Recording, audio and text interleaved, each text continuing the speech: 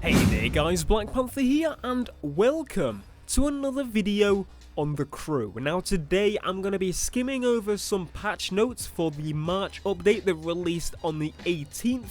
There's a lot of content that I want to go over and there's a lot of stuff I want to discuss in, well, a lot of detail, so we should probably hurry up and get on with it. But first things first, I just want to say thank you to Ivory Tower because this is really awesome, this update. There's a lot of things in this update that are really, what people have been asking for. Not necessarily just me, maybe some of them aren't for me, but a lot of the things in this update are definitely tuned towards the people that have been asking for it. And I've seen a lot of your guys' requests because, I make a lot of videos on the crew. We hear a lot of complaints, we hear a lot of feedback, saying that we want this, we don't want this.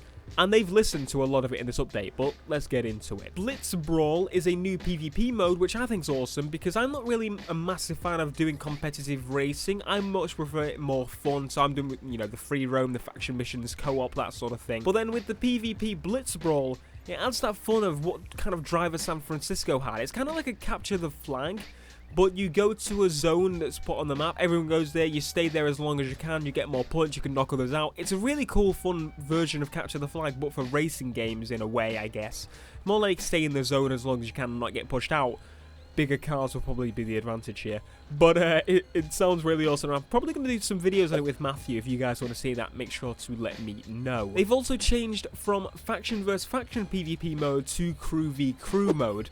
And this is basically making it a lot easier because you guys know it was a little bit difficult to join PvP matches at the beginning, which they did fix. They made it so you join one PvP area and you basically go in the whole of that part of America. So say it's the Mountain States, all the Mountain States PvP lobbies are linked, so it's much quicker to get into a lobby. You don't have to go into a specific one to find a match. It doesn't take a year to join a match, and this just makes it even better for those. You don't have to be waiting for people from a certain faction to join.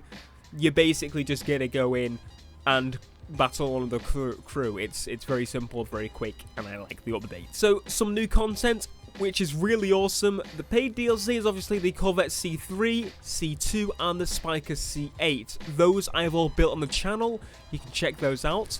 And the faction missions that have been added are really cool. I managed to try out one so far, which was Route 66, and obviously I had to try that one. It's awesome.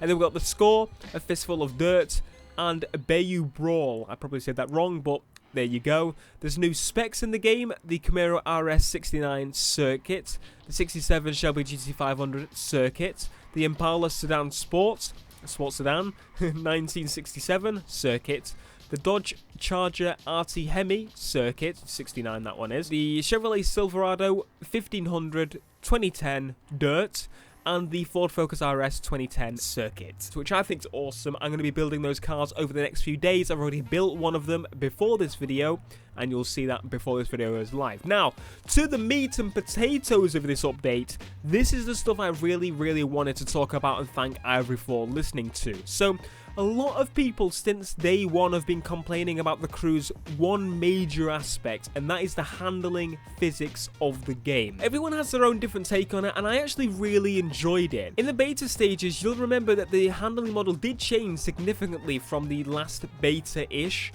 on the PC and the last beta-ish on the consoles. There were some crazy changes done to the handling model, and they've done even more in the update, and it's like, this is after the game is out. Not many developers would change the handling model after the game's out, but Ivory Tower did so. The way to explain it is kind of difficult. It does look a little bit weird and feel a little bit weird at first, but basically they've made it so it's more understandable, streamlined. It's not just the physics itself, but it's also the camera. Now, the camera sticks to the cars a lot more. It doesn't have the sway that you normally have. You can have that sway on the further camera if you really want it, but the physics is still slightly different. Me, I use a wheel, and it felt more like actually using a wheel now. So when you're turning, it just feels as if the wheels are actually turning as they were, and if you've got a lot of body weight, it's going to cause body roll, and you're going to have understeer, you're going to have oversteer. It basically feels right. But the best way to do it is, if you've got the game, launch the bloody game and try it yourself, you bloody pleb. Now, there are many other improvements, like giving you more money in some faction missions and that sort of thing. You can get up to like 176,000 from doing a faction mission that takes about under under an hour, so like 40 minutes, which is insane. And then you've got faction missions where you can send friends to, as you could before. Some of them now give you double the money that you were getting before, so you can get about 240,000 bucks from letting it just sit there for 3 hours. You know, I do it once a day when I go on it and just let it there and roll in my money, and that's how people always ask me. You know, people always ask me, how do you get so much money in the game? I've made videos on it. I'll link it down below. I always have to. But the main point I wanted to talk about was obviously the handling model, and the improvements are definitely for the best.